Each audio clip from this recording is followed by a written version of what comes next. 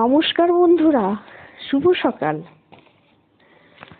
প্রতি বছর ভাদ্র মাসের শুক্ল তিথিতে এই চাপড়া ষষ্ঠী পালিত হয়। ছেলের মঙ্গল কামনায় যেসব পুত্রবতী রমণীরা এই ব্রত পালন করেন তারা কখনো পুত্রশোক পায় না। পূজার পর ষষ্ঠীর ব্রতকথা শুনে মায়েরা এই পুজোবিধি সম্পূর্ণ করেন।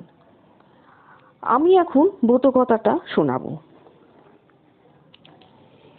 এক দেশে এক সওদাগরের 3 ছেলে আর 3 বউ ছিল। 3 বউয়েরই ছেলেপুলে হয়েছে। কর্তা গিন্নি ছোট বউয়ের ছেলেদের খুব ভালোবাসে। একদিন গিন্নি কর্তাকে বললে, দেখো, আমরা ছেলেপুলে নিয়ে পরের পুকুরে ষষ্ঠী পুজো করতে যাই, তাতে পাড়ার লোকে কত কি বলে, তা তুমি একটা পুকুর কাটিয়ে দাও। সওদাগর বললে, তার জন্য কি হয়েছে, আমি একটা পুকুর কাটিয়ে দিচ্ছি। তারপর কর্তা পুকুর কাটালেন, কিন্তু জল উঠল না। বর্ষাকালেও জল হলো না।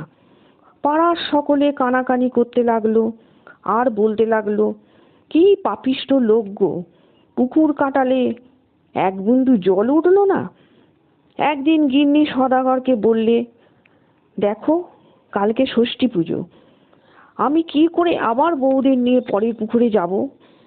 সেদিন রাত্রিরে মা ষষ্ঠী সওদাগরকে ছলনা করবার জন্য স্বপ্নে বললেন, দেখ, তুই ছোট বউয়ের ছেলেদের ভালোবাসিস, তাদের ভেতরে যে সবার ছোট সেই ছেলেকে কেটে তুই যদি পুকুরে রক্ত ছড়িয়ে দিস তাহলে পুকুরে জল হবে, নইলে নয়। কর্তা স্বপ্ন দেখে কেঁদেই আকুল, বসে বসে কাঁদতে লাগলো।